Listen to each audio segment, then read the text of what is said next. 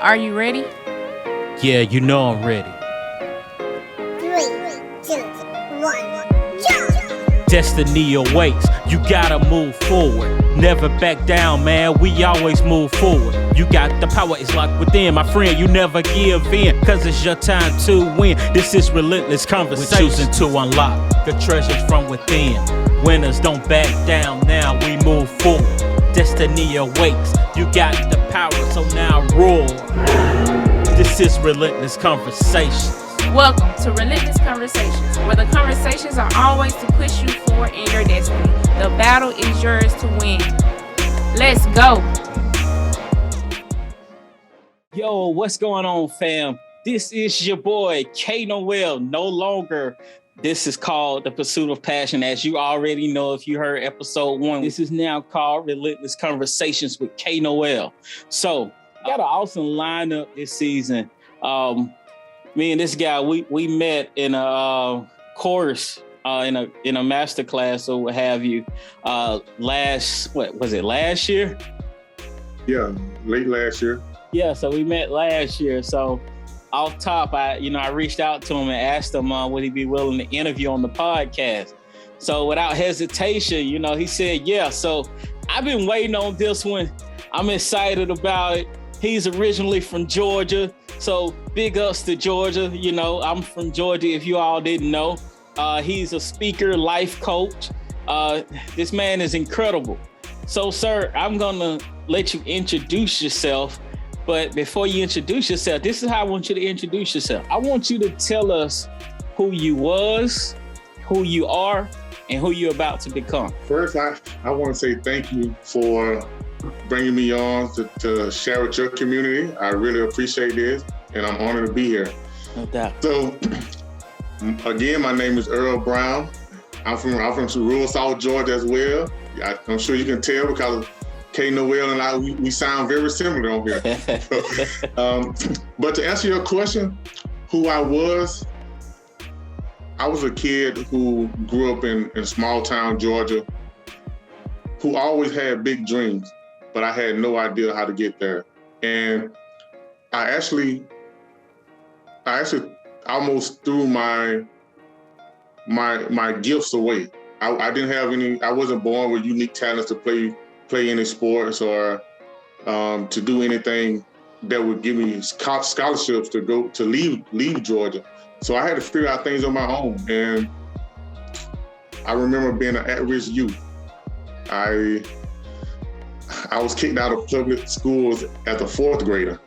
Wow. And I remember I'll never forget the day. I remember my mom coming to a PTA meeting, and I saw her cry, like she was disappointed in me. And from that moment on, I tried my best to just not ever see her cry again. But I still had to figure out what I want to do and how I'm going to do it. But probably around 2015, when I graduated from college, I was able to land a job in Lincoln, Nebraska as a probation officer. And I've been a probation officer for the past 6 or 7 years up until February of this year, where now I've decided to become a full-time speaker. Okay. And for me, I went back to the basics. I was in trouble in school, so I go out to the schools and speak to the students. They give me, what happened is they give me a group of kids who was similar to my path: academics, underperforming, attendance and truancy, and other behavior issues. And I smile every time I go in to meet them because I was once them. And so this is where I'm at today. I'm traveling all across Minnesota speaking to students and kids in residential facilities. Let's talk about this first. So you transitioned from being a correction officer to now full-time speaking. Yes. How was that transition? It's kind of twofold. Number one, because I grew up in small town Georgia, I never saw anyone as an entrepreneur or speaking. Right. So I just knew, but I always wanted to help people because I was helped. I wanted to give back and help others. And I remember becoming a correction officer and a probation officer. I worked with adults, but I got tired of seeing juveniles come on my caseload when I'm supposed to be working with adults. And it made me think, why do these kids have to see Earl Brown, the probation officer? Why they can't see Earl Brown, the motivational speaker, Earl Brown, the mentor, the role model? And I finally just made the decision that it's time for me to get out and help heal these hurt kids. I think that is incredible, man, because when we think about the role models and stuff, we often think about athletes, rappers, that's what we feel like, especially in our community, of that you quote unquote made it. Mm-hmm. So man, I think that's really incredible, man. And I tip my hat off to you, man, for real. Thank you. So what is that journey like now? Let's talk about the impact you're making right now. The impact that I'm making right now, I received my first contract from a small. Let me back up. I resigned from my job February of this year. I received my first contract for $8,000 in March. Wow. And it only required me to work 20 hours between April 6th and May the 9th.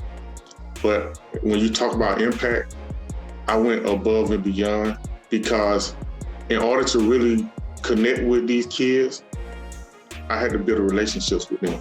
So outside of me meeting them in group settings and speaking to them, I would come in early or stay later to really get to know them one-on-one. Yeah. And I learned things that a few kids in the past week told me that they had self-harm ideations. And that really bothered me. So I made a commitment that I want to always be around. I don't have to be there physically, but I did get them my contact information so that we can continue to have communication and really just talk about life. Because I tell all these kids, life is going to be hard, but I know if you build the right relationship, it can become easier. Yeah. And I want to be the relationship piece for them. And again, just talk about impact. I was just at a baseball game that an 8th grade kid invited me to, probably 45 minutes from home. And I drove down there and he was elated to see me. And we took pictures. He introduced me to his mom and dad. And it was just so rewarding to know that because somebody reached out and gave me their hand and pulled me up, now I'm doing the same thing. And that's what I think it's all about. I love this, man, because that goes to show that you're going beyond the call of duty. Mm-hmm. And this is something that you're just extremely passionate about. And I'm sure you've heard it like I've heard it. If you want to find something that you're serious about doing, would you be able to do it for free? Mm-hmm. And, time is everything, man. And you took your time, 45 minutes, to just drive there to see the game. And I can imagine just the impact of that alone, you showing up there, man. So mm-hmm. I salute you, man, just for showing up, going, like I said, going beyond the call of duty. Mm-hmm. So was the leap of faith that you took, was it scary? From leaving, that job that you're going to get that, for sure you're going to get a check, to now you're going here. What was that leap like? Honestly, I really live my life with a T-chart. I really look at the pros and the cons. And for me, I remember I was a probation officer out in Milwaukee, Wisconsin. And right. my wife and I, she landed a job out in Washington State. And I moved out, and I resigned from that job and moved out there with her. And I actually had an offer letter where I accepted to work at a youth detention center, still working with kids. Right. So I resigned from my full-time job and I moved out there, and as soon as we moved, they rescinded the offer. Wow. So I scrambled for probably 6 months to find a job. And I tried interviews for probation, youth counselors, correctional officer, everything. I couldn't get anything. But I didn't let my pride and ego get in the way of me still making impact. What I did, I went and worked at a temp service. Okay. And I ended up going to places like FedEx or warehouses. And ironically, there was a lot of younger people there. I was one of the oldest ones at 28 years old. And I was still able to get an impact the same way I wanted to. Like you said, doing it for free because I'm passionate about it. It's not, I don't do it for, of course I have to charge a fee at times. Yeah. But even if I wasn't charging a fee, I could still do it for free because now it's really a part of me at this point. And to really answer your question, when that happened to me, I realized that you're only as secure as your ability to create an income. I stopped relying on and trusting jobs to take care of me. And again, it's not about the money, it's really about the impact. Because I told you, I didn't want to see these kids meet Earl Brown, the probation officer. I want these kids to see Earl Brown, the role model, the speaker, the mentor. That's what I wanted them to see. Hey, you got to run that back real quick. What did you just say about the money part? I don't know what I said about the money part. You got to throw me an alley-oop. You said about the money and compared it to the impact. Yes. And what you said was, and I may paraphrase it. Okay, go ahead. You put the impact over the money. Yes. Because you saw a need. Mm-hmm. And one of my favorite scriptures, one of them, is there not a cause? Mm-hmm. You saw a cause, and granted, most people, they want to play it safe. Mm-hmm. They want to play it safe because I know what I'm called to do. I know what I'm purposed to do, but I got this in the way. I got all of these other things that I feel I need to take care of. So I'm not ready to take that leap of faith yet. I'm still kind of fearful. If I throw up another scripture, a lot of people want to step out of the boat. Who was it? It was Peter. Jesus called him out of the boat. He started looking at what was around him, and he started sinking because he wasn't focused on Jesus. And what I love about that is you was focusing on the mission. You was focusing on the task. And yeah, I'm sure the money wasn't the same of what you was already making, but because you're trusting in what's ahead and you see what's ahead for you. You already knew what was in you. You knew what the passion was. So you trusted in what was put in you more than what was around you. Exactly. And again, I told you, because somebody poured into me, I had no choice but to pour into other kids and to other people. And I have to mention something. I have to mention two more things. So I actually, when I moved to Minnesota here, I went in to speak at a group home. Right. But instead of me speaking at a group home, I ended up accepting the position as the assistant director of an at-risk group home here in Minnesota. And even though I didn't get paid, because I came from Washington State. When I was in Washington State, I did get a job as a probation officer making 6 figures. When I came here, that income was subtracted by $60,000. Wow. But the passion and impact increased astronomically because these kids were kids who didn't trust anybody because they've been sexually abused, emotionally abused, or physically abused.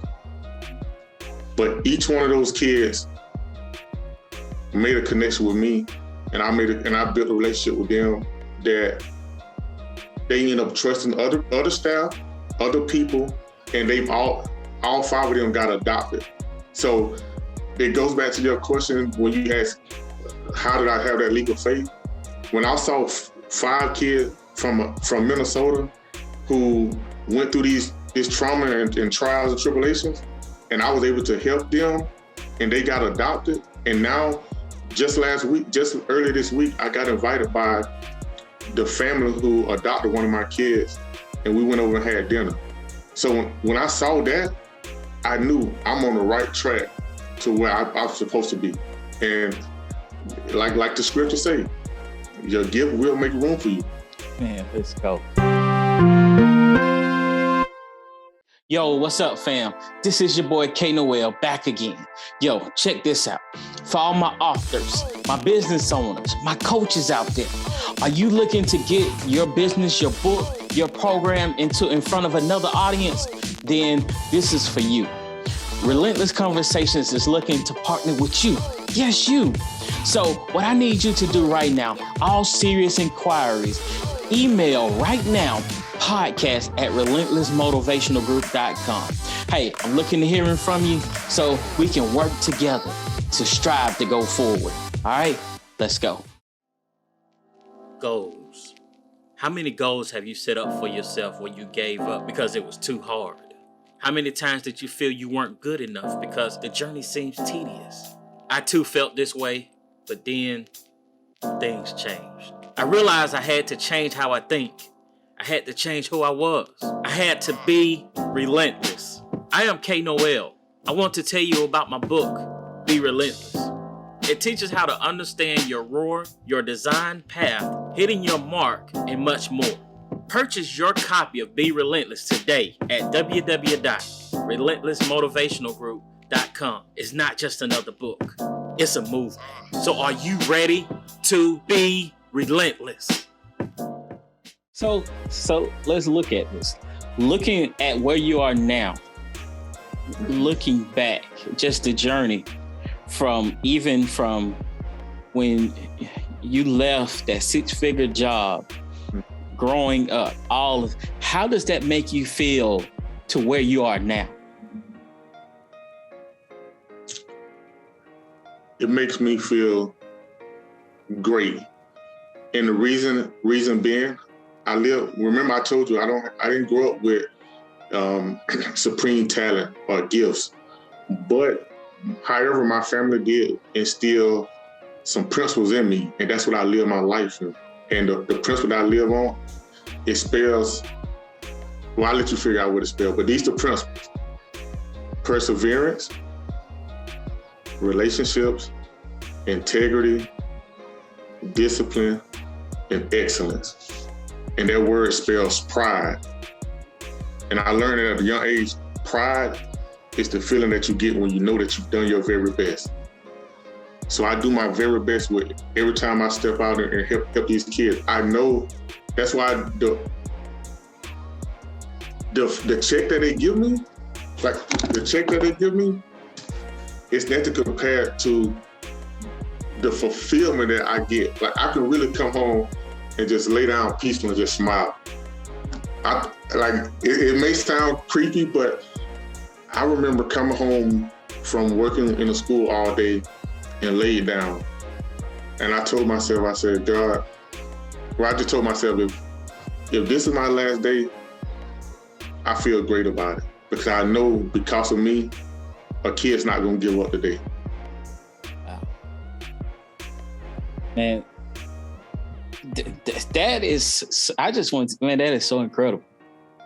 And to see the impact that you have. What other things do you have, if you're willing to reveal those, what other things do you have planned in the near future as it comes to, dealing with the youth and, other things endeavors that you plan on doing? Off the top, I could say I want to increase my social media following so that more kids can connect with me through that way. Because I post something positive every day for someone to just read and just give them a little hope for the day. The second thing I want to do is probably start a podcast, because I want to build a community where they can come and they can just listen to me and see that when we talked about success early on, a lot of kids, they see where they are now and they see those celebrity rappers, etc. They're doing whatever, and they think that you're just gonna go here to here. But through my story and my experience, I let them know it's gonna be more like a string of curly fries as you get to success. So those are the two main things. And I would say I would like to write a children's book. Okay. No, man, when you start doing all this, we're gonna have to get you back on the podcast again to talk about the podcast, to talk about the book. So we definitely got it. You know, you definitely will be returning, bro. So I'm just putting that out there now. All right, well, I'm already gonna let you know. I'm gonna accept the invitation. So let's talk about this as far as the youth, because I came from the gangs. I'm from Macon, Georgia, and everybody knows how Macon is. Yes. In the time that we see that the spotlight is on the athletes, it's on the rappers, what can we do as people, as leaders, motivational speakers, and mentors, to show kids, you know, it's more to life than just being a rapper, being an athlete, not knocking them. But like you said, you didn't have those skills. I didn't have those skills. Mm-hmm. So what can we do to show them more? Because sometimes I feel like, especially they get an idle mind, mm-hmm. and the first thing they see is the streets. It seems like, you know, for them, those are the stars. Mm-hmm. You know, the dope dealers, the gang bangers and stuff, because that's what the rappers portray anyway. So and then we see this is the close, you know, for them, they see this is the closest thing that I'm gonna get to the rapper.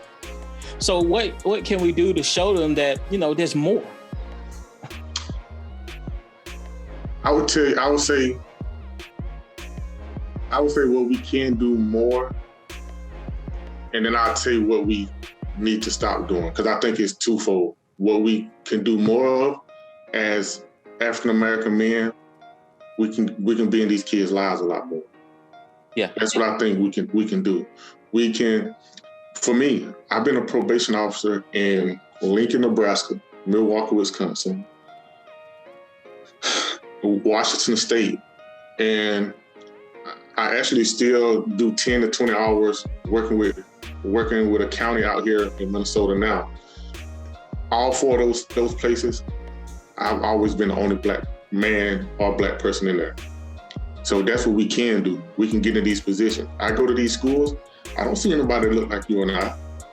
But when I look on social media or be around people, I hear a lot of complaining about those places. But I think we should get into these places and instead of talking about it amongst each other, let's come in here and do the work and sit at a table and explain this is what our community needs. Absolutely, man. I definitely agree, because I remember when I got sentenced for a case, and they sentenced me to boot camp, and I think I only saw one or two black officers, and if I'm being realistic, it wasn't the black officers that had the most impact on me. I know, I'm sure. And, you know, it was sad, but, you know, it was this white officer. You know, matter of fact, he was just becoming a Christian. And let me ask you this, and it's going to lead me to thinking about this officer. How do we communicate with the youth? Because the reason why I ask this, because I know the language that you and I talk is totally different. And I remember this same officer, just becoming a Christian, he said, I don't like to curse. But he said, that is the only language that they will understand. They didn't understand, will you please sit down? I can't say something to this. That's false. Because okay. I don't curse. I don't curse in my personal life. nor do I curse at these kids. Right. Why would I? Because for me, why would I curse at a youth who've already probably experienced trauma behind getting cursed at? So why would I? If I'm supposed to be here to help, I can't help and hurt at the same time. Yeah. So I just chose, if I'm gonna help, I'm helping all the way around. Okay. So how would you communicate with them to plant that, to be able to plant that seed? Because, you know, some of them, because of the trauma that they've been in, their hearts, their spirit is like concrete. But I love, it's a poem by Tupac, The Rose That Grew from the Concrete. You know, that is one of the most amazing things, you know, that you would see. Because how could this rose grow from the concrete? So we know miracles can happen, but what can we do to make this impact? Hey, Noel, to answer your question, this is something that I learned when I worked in the prison system, and it has helped me more than I thought it would. I realized if I ever was sentenced to prison, I would be okay. Because when I started my career in corrections, I learned how to survive in prison and in life. Right. The only thing you have to do is shut up. You have to look and listen. Those kids gonna tell you everything. You can see this kid behavior. You can actually see, because if you see something off, you can go offer your ear. Do you want to have a conversation? They'll probably say no at first, but deep down they really do want to have a conversation with somebody, because they're always going to say nobody's listening. Because if they're getting cursed out at home, that means they're only using the parents are only using their mouth. Who is listening? That's how you communicate with them. That's the best form of communication, through active listening. I like what you said, because this is something that I've often told people, that when it comes to people on the streets, sometimes society gives them what they don't need, but what they need. And by that, what I'm saying is, because just like you said, they already hear all of this negativity at home. So they don't need that. But that same language, if they're hearing that everywhere, that is what's going to push them out there even the more. So that's why I say it's not what they need, but that what's pushing them out there, that on the negative side of it, is what they need. And I think just listening to what you're saying, we got to change our approach and not be so quick to speak. Like you said, sometimes we really just need to listen, because if we're listening, we're hearing their heart. We're hearing the cries. We're hearing the burdens that's in them, because our youth nowadays, we faced some burdens when we were younger, but what they're facing now, it's unexplainable. I said the same thing. I want to read can I read an email? Yeah, go ahead. Okay, let me grab my phone. I went and spoke at a school in Minnesota back in February. Okay. Again, it was free, but I'm gonna read what the principal sent me. Let's see. So the backstory. Back in February, Amir Locke was shot up here in Minnesota, and the next day, I was already scheduled to come speak to the students. And when I got done speaking around 9:30, a group of kids, I didn't know they planned a statewide walkout. All the schools across the state was going to walk out. And something interesting happened. The kids said, Earl, instead of us walking out, we're going to all come into the auditorium and let you talk to us. Wow. And I didn't know how to handle that, because I didn't want people to think, because I didn't want the teachers and everybody to think that I'm here on Black Lives Matter. I'm really about all lives matter. Right. And because they had just had a recent incident probably a week prior. And I want to make it clear, I'm here to provide hope and inspiration and empower these kids. But long story short, I was nervous because I didn't know what to expect. But this is what the principal of the high school sent me afterwards. She said, "Good evening, Earl. Thank you for visiting with our scholars. Your presence created a positive experience for many of them. When is a good time to talk about a contract?" Wow. That's from me just being free, just operating in my gift. Wow. Impact over money. All day, every day. I think that's what we'll call the name of this episode too. Impact over money. Impact over money. I love it. Yo, what's up, you guys? It's your girl, Tree, the LPC. Have you ever wondered why you won't let others get close to you? Does it bother you that you feel disconnected from family members and friends? Do you think that you might have imposter syndrome? Well, be sure to tune in to the Self-Aware and Effed Up podcast to learn more about yourself as well as taboo topics in mental health. Also, be sure to follow me, Tree the LPC, on all social media platforms under the handle Tree the LPC. Yo, what's going on, fam? This is your boy, K Noel. Look, a lot of you have been asking me questions on what did I do to get started? How did I pattern out my episodes? How did I reach out to different guests? Well, here's your opportunity now to learn everything that I have done leading up to episode 50. I will show you how to monetize. I will show you how to reach out to different guests. I'm showing you so much behind the scenes stuff that I do in my own podcast. So coming soon is my podcast course. Be sure to tune in and check it out. All right? K Noel, your relentless motivator. Now I'm motivating you to start your podcast. I'm out. Man, I'm loving what you're doing, man. And I think it's really amazing to see how you went from stepping out on faith and seeing how God has taken you and where he's going to continue to take you. Mm-hmm. So I want to ask this. Where do you see yourself a year from now? I see myself traveling across the country, speaking and providing hope to these kids. There are a lot of speakers that I do listen to. The Jeremy Anderson of the world. He's one of the most renowned student speaker. And of course, E.T., I listen to him a lot. But E.T. gave me the confidence of what is possible.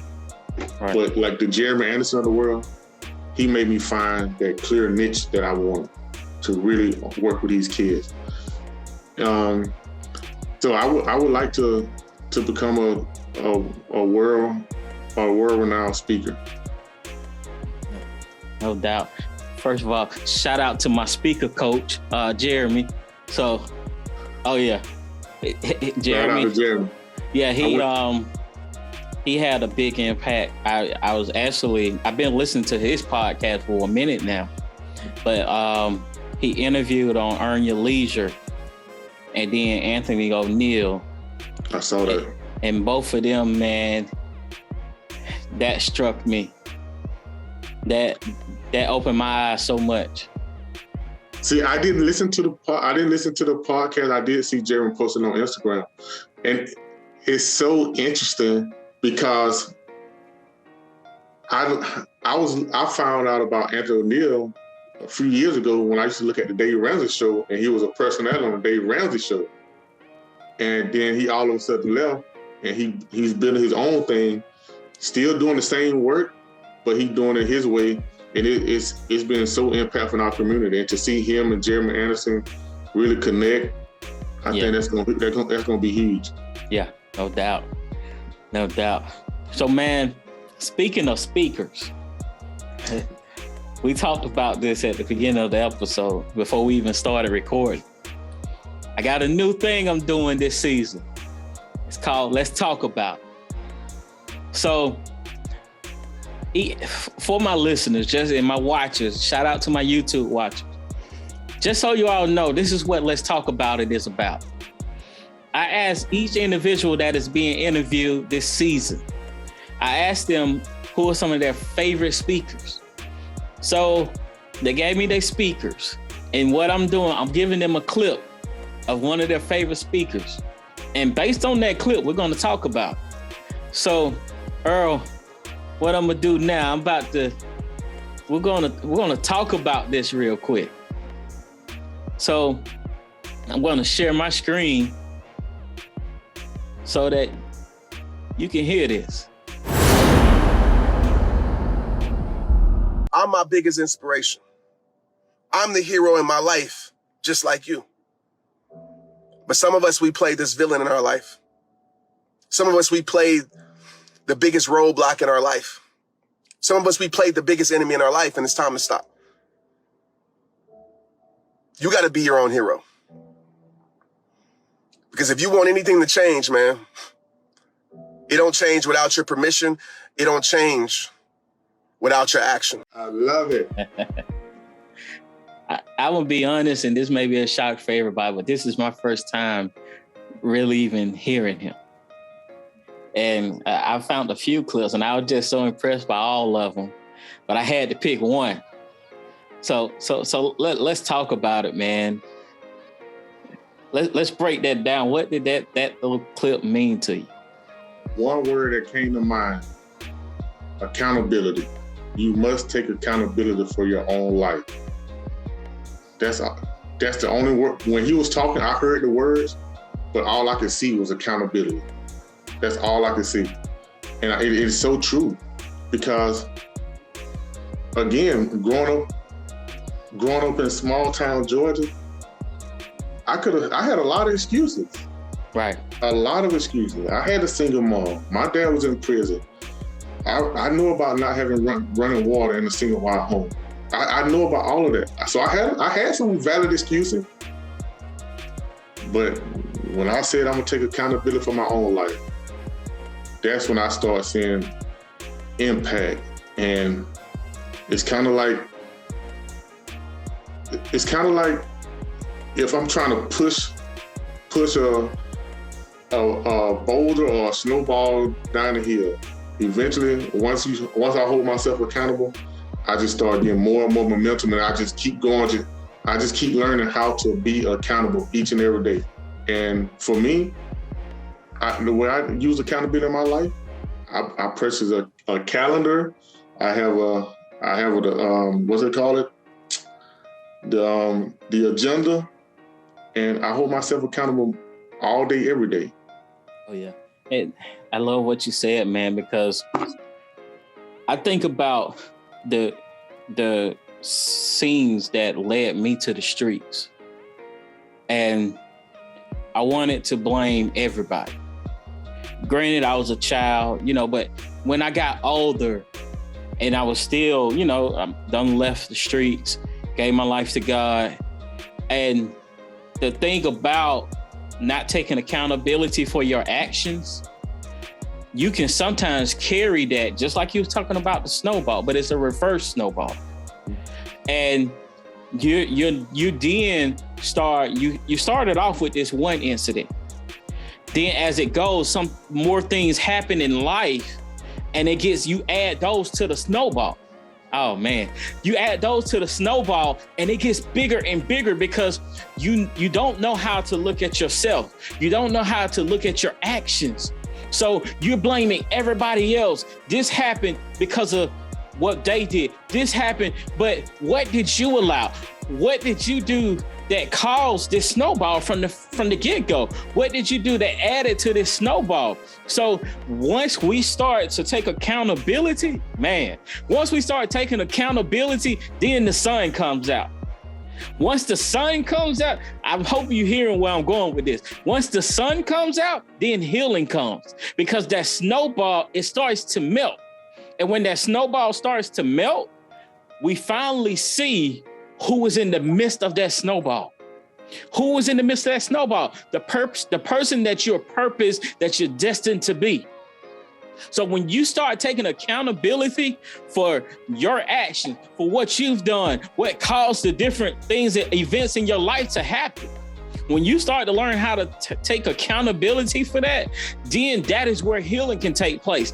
And I think about it for my personal life. for my own personal life. I had to take accountability. I had to call my mom and tell her, I'm sorry. I'm sorry for the stuff that I did when I was young. Man, do you know after I did that, so much more things start opening up for me? God started blessing me in ways that I couldn't even think about. I never knew how I was going to get into Next Level Speakers Academy, but God made a way for that. I'm not even kidding you, man. We got to learn how to take accountability for ourselves, man. I love what you said. No, I love what you just said. You just went in. I'm sitting here.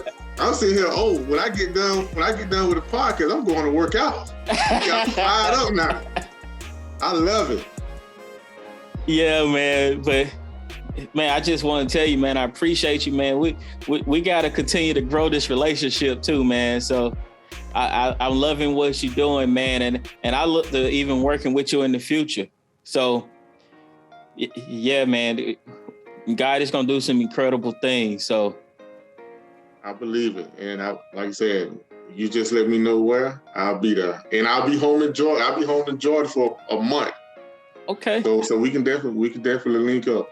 Okay, no doubt, man. But yeah, man, as we end this episode, I want you to just speak to the people, man. This entire episode, we really was talking about impact over money. There's some people, about Relentless Conversation. There's some people who have been contemplating some things, who are on the fence about jumping out into that water, into their purpose and stuff. If you would just speak to them. Thank you. Yeah, I would say impact over money. For me, like I told you, I was making 6 figures in Washington State as a probation officer. I didn't feel any like I was having the impact that I wanted. So I wasn't satisfied. When my income went down, my impact went up. And it's scary because you have to risk a lot at first. But what keeps me balanced, like the T-chart, what keeps me balanced, okay, no to low income, but high impact. And I'm full off of that. And my wife, she'll appreciate that because she can see it. She understands. She really thinks that I'm walking in my purpose. She believes that just as much as I do. And I'm telling y'all, you know what you should be doing. You know where you want to have impact at. Don't let that income keep you indebted in a slave. Go make the impact that you're supposed to make because somebody is waiting on you to pour into them so that they can take what they receive from you and go impact somebody else's life. That's why you need to choose impact over income. Absolutely. So tell me, man, where can people find you at on these social media streets? Yes, you can find me on Instagram at CoachingWithEarl. You can find me on Twitter at _Earl Brown. And you can find me on my website at www.earlbrowncoaching.com. Absolutely. Y'all make sure y'all follow him. He is doing some incredible things, and it's only going to keep going up from here. So, bro, I appreciate you. Thank you for taking the time out to interview with me, to impact the listeners, the watchers. So, with that being said, you already know the drill. Different name, but it's the same process. You all have a great day, a great evening, great morning, whatever day it is, make the best of it, be relentless, and we are out.